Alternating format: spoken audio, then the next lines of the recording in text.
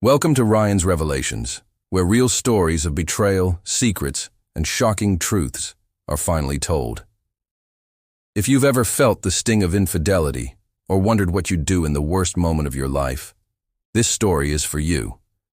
Before we begin, hit that subscribe button and turn on notifications, because the stories we share here will shake you to your core. Part 1. The day everything shattered. I'm writing this from a hotel room 3 blocks from the house I used to call home. My hands are still shaking. It's been 6 hours since I walked in on my wife, the woman I've loved for 8 years, married for 5, in our bed with another man.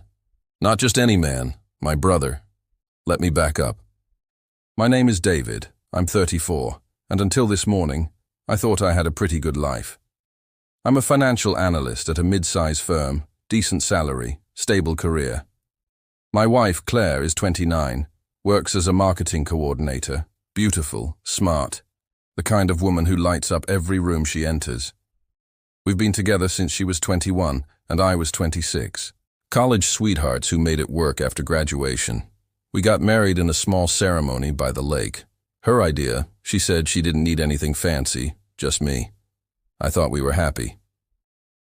This morning I left for work at 7:30 a.m. like always. I had a client meeting scheduled for 9, but around 8:45 the client called to reschedule, family emergency. Since I was already halfway to the office and it was a slow day, I decided to head back home. Maybe surprise Claire with breakfast from that cafe she loves. I texted her. Client cancelled. Coming home.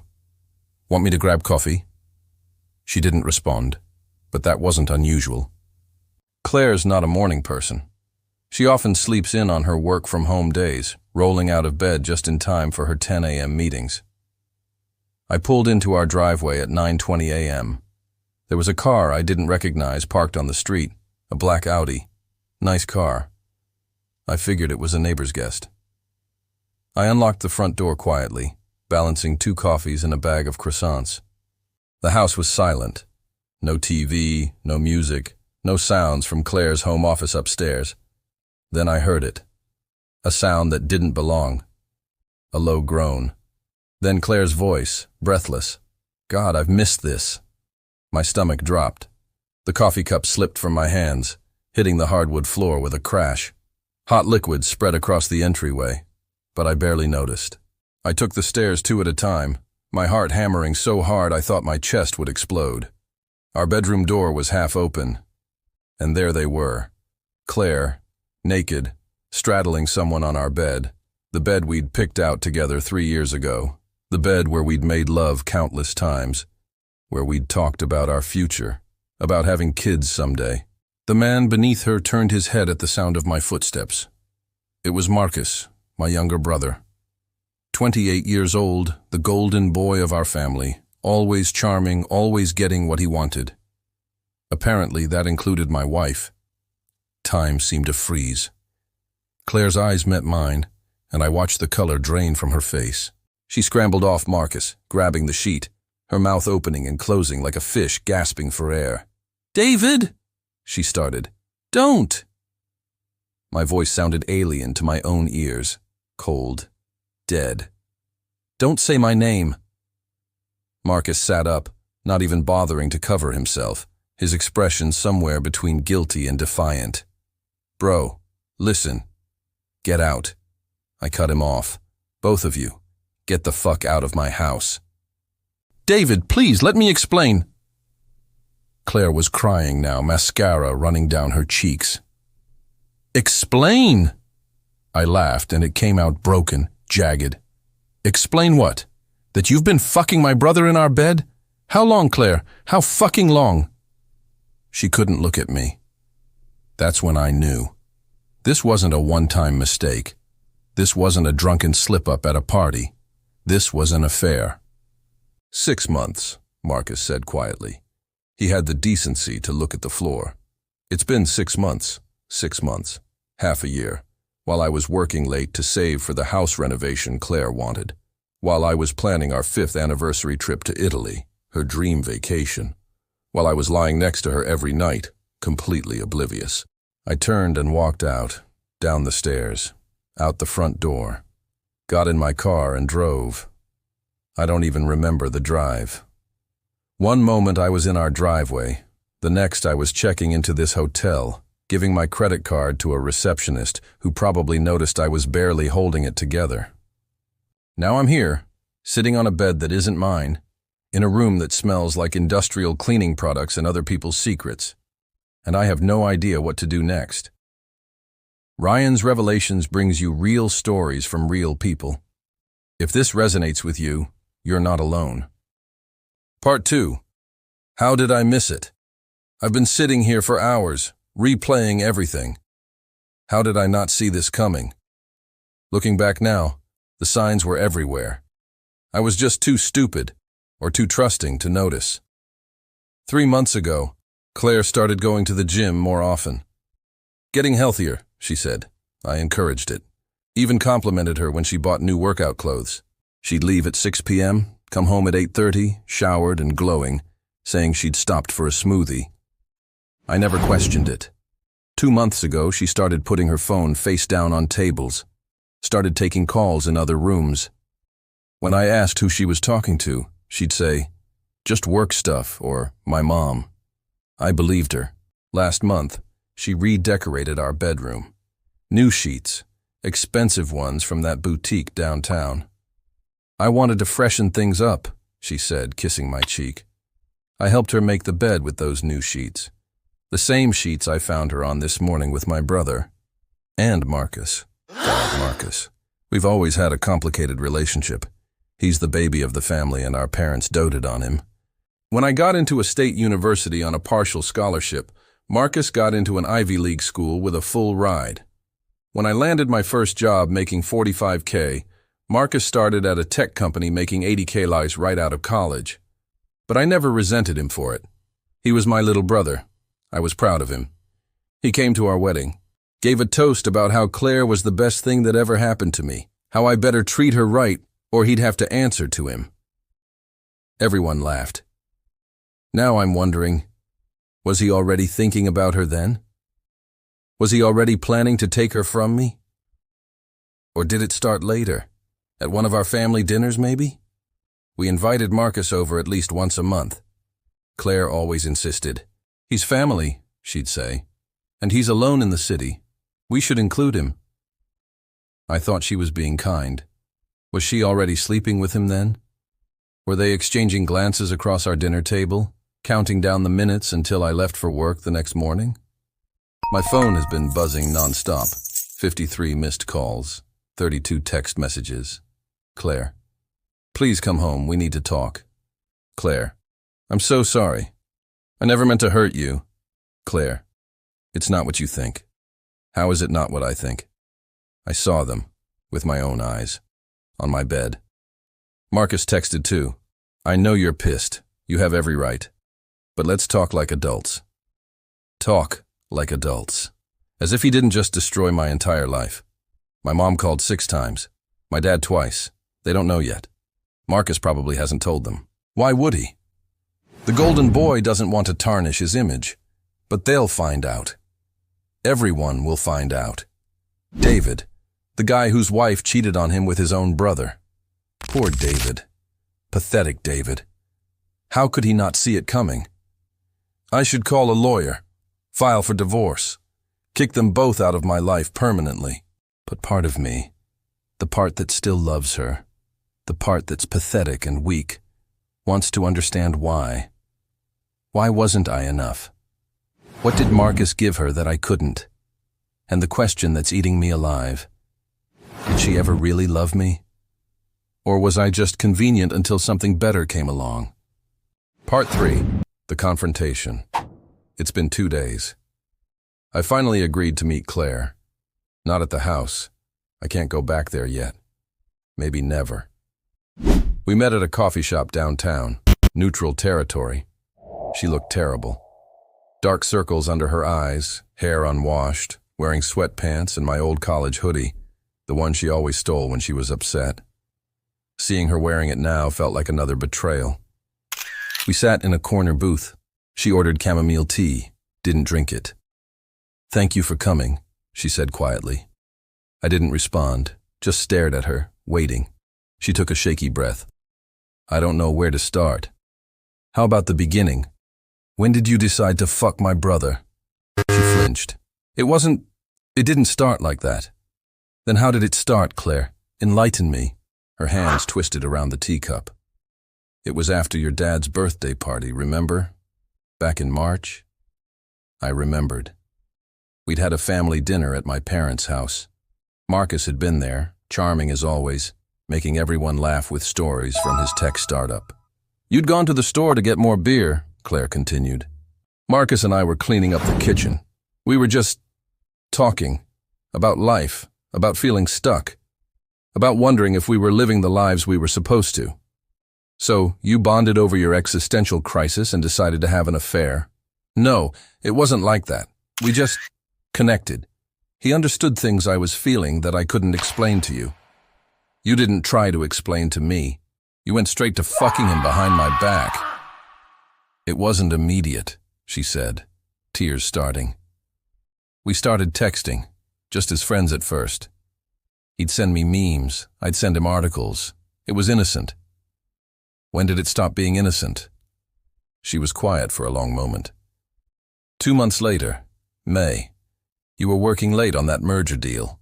Marcus came over to drop off something he'd borrowed from you. We had wine. We talked. And then you kissed. He kissed me first, she said quickly, then stopped. But I kissed him back. I'm not blaming him. I made a choice. You made a lot of choices. For 6 months. I know. And I'm so sorry. Sorry you did it, or sorry you got caught. She started crying harder. I'm sorry I hurt you. I never wanted to hurt you. But you did. Every single day for 6 months, you hurt me. Every time you lied. Every time you came home from the gym. Every time you slept next to me after being with him. My voice cracked. Did you think about me at all? Every day, she whispered. I hated myself. Every time I was with him, I thought about you, about our marriage, about what I was destroying. Then why didn't you stop? She looked up at me, mascara streaking her face. Because I was scared. Scared of what? That I'd married the wrong person. The words hit me like a physical blow. I actually felt my chest constrict, like someone had punched all the air from my lungs. When we got married, Claire continued, her voice shaking. I was 24. You were my first serious boyfriend, my first everything. And you were safe, stable, good. Those are bad things? No, but, David, I've been thinking about this for a year. Before Marcus even. I've been feeling like my life is on autopilot. Wake up, work, come home, watch TV, go to bed. Weekend errands, monthly dinners with your parents. It's also predictable. Most people call that stability. A good marriage. I know. And part of me knows I should be grateful. You're a good husband. You've never cheated, never lied, never been anything but faithful and kind. But, she met my eyes. But I don't feel alive with you anymore. I haven't for a long time. There it was, the truth I'd been dreading. And Marcus makes you feel alive? I asked bitterly. He's exciting, spontaneous. With him, I don't know what's going to happen next. He takes me to new restaurants, plans surprise weekend trips, makes me laugh until I can't breathe. When I'm with him, I feel like I'm 21 again. You're not 21, Claire. You're 29. You're married. You took vows. I know. And I broke them. I know what I did was wrong. I know I destroyed your trust. She trailed off. What? I don't know if I can give him up. I stood up so fast my chair scraped loudly across the floor. Other customers looked over. Are you serious right now? You just told me you're in love with my brother, and you do not know if you can stop seeing him? David, we're done. I want you out of the house by the end of the week. Keep whatever you want. I don't care anymore. Wait. But I was already walking out, my vision blurred with tears I refused to let fall until I was back in my car. At Ryan's Revelations, we don't sugarcoat betrayal. We tell it like it is. Part 4. The brother's side. I ignored Marcus's calls for 3 days. On day 4, he showed up at my hotel. The front desk called my room. "There's a Marcus here to see you?" I should have said no. Should have told them to kick him out. Instead, I said, "Send him up." He knocked on my door 5 minutes later. I opened it but didn't invite him in. He looked rough too. Unshaven, red-eyed, wearing the same clothes I'd seen him in 2 days ago. "I'm not here to make excuses," he said immediately. "What I did was unforgivable. I know that." "Then why are you here?" "Because you're my brother, and I need you to know the truth." "The truth?" "The truth is you've been screwing my wife for 6 months. It's more complicated than that." "No, Marcus, it's really not." He ran a hand through his hair, a nervous gesture we both inherited from our dad. "Can I come in? Please?" Against my better judgment, I stepped aside. We sat on opposite sides of the small room. He took the desk chair. I sat on the bed, arms crossed. "Start talking." He took a deep breath. "It started at Dad's birthday party, like Claire said. We were talking in the kitchen. She told me she felt trapped, that she loved you but wasn't in love with you anymore, that she'd been feeling this way for over a year, but didn't know how to tell you." My stomach twisted. Over a year. "She was crying," Marcus continued, "and I comforted her. I told her I understood. Because I did. I've been feeling stuck, too. My startup is failing. I'm $30,000 in debt. My girlfriend left me 6 months ago. I've been pretending everything is fine, but it's not. So you decided to make everything worse by sleeping with my wife. I didn't plan it, I swear. We just started texting. She was easy to talk to. She didn't judge me for failing. And I didn't judge her for being unhappy. When did you decide to cross the line?" 2 months later. I came over to return your drill. You weren't home yet. She offered me wine. We talked for hours. And then, he stopped. It just happened. 1 minute we were talking, the next we were kissing. And you kept doing it for 6 months. I know it's wrong. Every time I told myself it was the last time. But then she'd text me, or I'd think about her, and I couldn't stay away. Do you love her? The question hung in the air. Marcus looked at the floor. I think I do. I know I shouldn't. I know she's your wife, but yeah, I think I love her. Something inside me broke all over again. Did you ever think about me? I asked, my voice barely above a whisper. When you were with her, did you ever think about what this would do to me? Every time, and I hated myself for it. But I couldn't stop. You could have. You chose not to. You're right. He looked up and his eyes were wet. I chose her over you, over our family, over everything, and I'll regret it for the rest of my life. Good. You should. We sat in silence for a moment. Then Marcus said something that made my blood run cold. David, there's something else you need to know. What? He hesitated. Claire is pregnant. The room spun. What? She found out a week ago. She's about 6 weeks along. 6 weeks.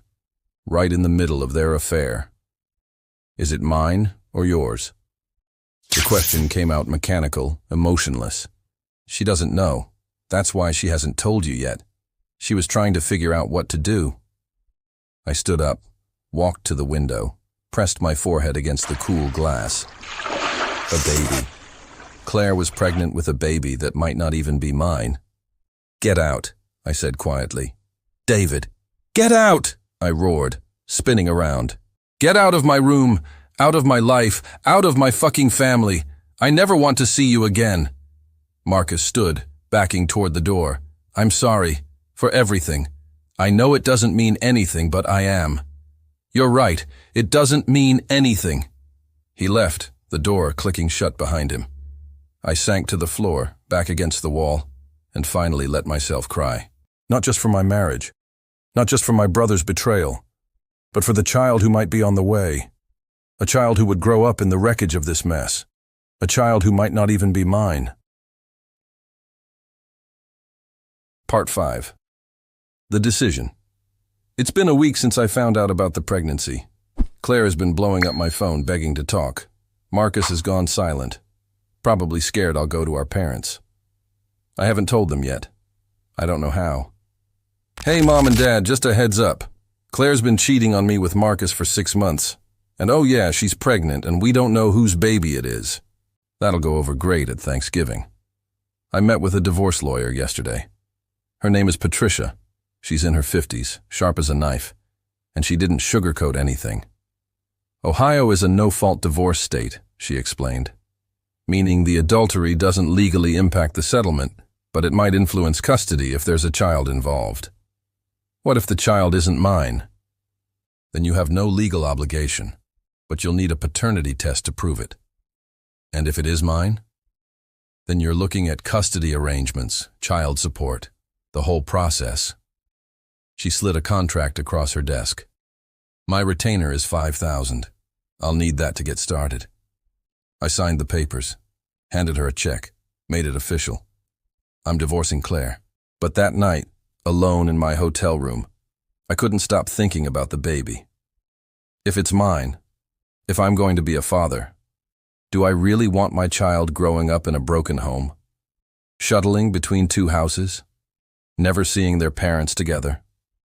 I thought about my own childhood. My parents have been married for 37 years. They fought sometimes, sure, but they loved each other. They built a life together. They showed Marcus and me what a good marriage looked like, or what I thought was a good marriage. Maybe I'd been living in a fantasy. Maybe good marriages aren't real. Maybe everyone is just pretending, just going through the motions until something better comes along. My phone buzzed. Claire. Please. One more conversation. That's all I'm asking. Let me explain everything. I stared at the message for 10 minutes. Then I typed, fine, tomorrow, 2 p.m., same coffee shop. I don't know if I'm making a mistake, but I need to hear her out one more time, if only to get closure. Part 6. The full truth. Claire was already there when I arrived, sitting in the same corner booth. This time she looked more put together. Hair washed, makeup on. She'd made an effort. I slid into the seat across from her. Didn't order anything. Thank you for coming, she said. Marcus told me about the baby. She paled. He had no right. He had every right. I deserve to know. I was going to tell you, I needed time to process. Time to figure out if it's mine or his, you mean. She flinched, but didn't deny it. So which is it, Claire? Who's the father? I don't know. The timing, she trailed off. We were still sleeping together, you and me, during the affair, so it could be either. Jesus Christ. I rubbed my face. Do you understand how fucked up this is? I know, David, and I'm so sorry. For all of it. Sorry doesn't cut it anymore. I need to know. What do you want? Really? She was quiet for a long moment. Then, I want to try again. I laughed bitterly. Try again? After everything? I know it sounds insane, but I've been thinking about us, about our marriage, about what I threw away. She reached across the table, but I pulled my hands back. I made a terrible mistake. I got caught up in something exciting and new, and I lost sight of what mattered. Marcus. Ended it. 2 days ago, I told him we couldn't see each other anymore, that I want to fix my marriage. And he was fine with that? Just walked away? No, he was upset, but he understood. He knows what we did was wrong. A little late for that realization. I know, but David, I'm trying. I'm in therapy. I'm trying. I started going last week. I'm working on understanding why I did this, why I sabotaged something good. And what has your therapist said? She took a shaky breath. That I was chasing a fantasy, that I was looking for something external to make me feel happy instead of finding it within myself. That I hurt you because I was hurt, and that's not fair. No, it's not. I don't expect you to forgive me. Not right away. Maybe not ever. But I'm asking for a chance, to prove I can be better, to rebuild what I broke. I stared at her, at the woman I'd loved for 8 years, the woman who'd shattered my heart and my trust. What about the baby? I asked. I want to keep it, no matter whose it is. And if it's Marcus's? Then we'll figure it out, together, if you're willing. You're asking me to raise my brother's child. I'm asking you to be part of a family, our family, however that looks. I stood up. I need time. How much time? I don't know. But Claire, if we do this, if I even consider trying again, you need to understand something. The old marriage is dead. I'm not the same person I was a week ago. I'll never trust you the way I did. I'll never look at you the same way. I understand. And if you ever betray me again, I'm gone. No second chances, no conversations, done. I understand, she repeated. I left without another word. Ryan's Revelations doesn't tell you what to do. We just show you what happens when people make impossible choices. Part 7. The Paternity Test. 3 weeks later, we got the results. Claire was 11 weeks pregnant by then. We'd done an early paternity test. Expensive, non-invasive, but accurate. We sat in the doctor's office, side by side but not touching. The envelope sat on the desk between us. "Would you like me to read it?" the doctor asked gently. "No," I said. "I'll do it." I picked up the envelope. My hands were surprisingly steady. After everything I'd been through, this felt almost anticlimactic. I tore it open, read the results. Probability of paternity, 99.98%. The baby was mine. I should have felt relief, or joy, or something. Instead, I just felt tired. "David?" Claire's voice was small. "What does it say?" I handed her the paper. She read it, and her face crumpled. Relief and guilt warred in her expression. "Oh my God."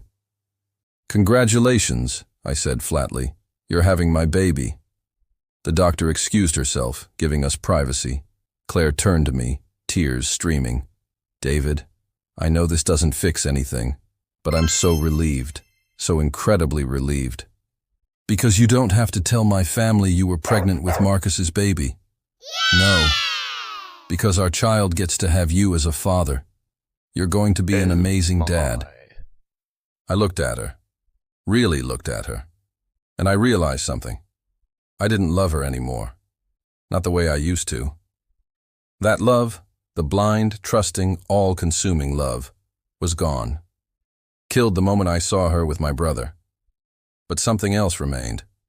Not love, not quite, but something. Responsibility, history, hope maybe that we could build something new from the ruins. "I'll stay," I heard myself say. "What?" "I'll stay. Try to make this work, for the baby. David. But not for you, not yet. Maybe not ever.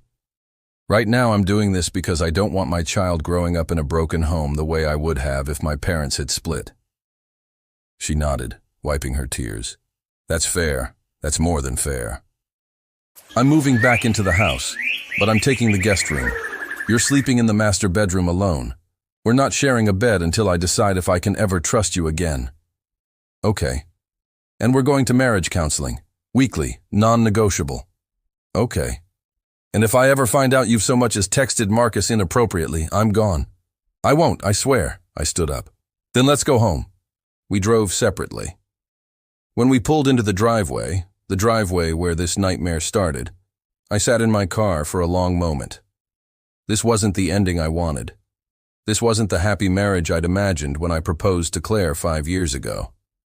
But maybe it was the ending I deserved, or maybe, just maybe, it was a new beginning. Only time would tell. Epilogue. 6 months later.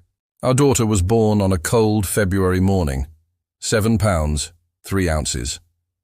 perfect, tiny fingers, and a surprisingly loud cry. We named her Emma. Claire held her first, tears of joy and exhaustion streaming down her face. Then she handed Emma to me. I looked down at my daughter's face, at her scrunched-up features and dark hair, and something inside me shifted. Not forgiveness. Not yet, but love. Pure, overwhelming, unconditional love. "Hey there, little one," I whispered. "I'm your dad." Claire smiled at me from the hospital bed. "You already look like a natural." I didn't respond, just focused on Emma, on her tiny hand wrapping around my finger. The past 6 months had been hard. Counseling sessions where we fought and cried and slowly, painfully, tried to rebuild trust. Nights when I lay awake in the guest room, wondering if I was making a mistake. Moments when I'd see Claire and feel a flash of anger so intense it took my breath away. But there were good moments, too. Painting the nursery together. Feeling Emma kick for the first time. Laughing, actually laughing, at a stupid joke during a counseling session. We weren't fixed. Maybe we'd never be completely fixed. But we were trying. As for Marcus, I haven't spoken to him since that day in my hotel room. He moved to California for a new job. Sent a card when Emma was born. "Congratulations, Uncle Marcus," written inside. I threw it away. Maybe someday I'll forgive him. Maybe someday I'll be ready to let him back into my life. But not today. Today, I'm focused on my daughter, on being the father she deserves, on building a life that's stable and safe and full of love, even if it's not the life I planned. Claire reached over, touching my arm gently. "Thank you," she said quietly, "for staying, for giving us a chance." I met her eyes. I didn't do it for us. I did it for her. I know. But thank you anyway. I looked back at Emma, at the tiny person who'd changed everything, and I realized maybe that was enough. For now, at least, that was enough. Afterward, a message from Ryan's Revelations. Thank you for listening to David's story. Infidelity is one of the most painful betrayals a person can experience, made even worse when family is involved. There's no right answer to what David should have done. Some of you might think he was a fool to stay. Others might respect his decision to try for his daughter's sake. The truth is, every situation is different, and only the people living through it can make the choice that's right for them. If you're going through something similar, seek therapy. Both individual and couples counseling can help you process trauma and make clear decisions. Don't make permanent decisions based on temporary emotions. Give yourself time. Protect yourself legally. Consult a lawyer to understand your rights. Lean on friends and family, but choose wisely who you confide in. Remember, you deserve honesty, respect, and fidelity. Never settle for less. And remember, whether you choose to stay or leave, forgive or cut ties, rebuild or start fresh, your choice is valid. Your pain is real, and your story matters. This has been Ryan's Revelations. If this story moved you, if you've lived through betrayal yourself, or if you simply believe these stories need to be told, subscribe to this channel. Hit that notification bell and share this video with someone who needs to hear it. Drop a comment below. Would you have stayed, or would you have walked away? New revelations every week, because some truths are too important to stay hidden. See Ryan's Revelations, where truth breaks the silence. This story is an original production for Ryan's Revelations. Unauthorized reproduction or re-upload without credit is prohibited. The end.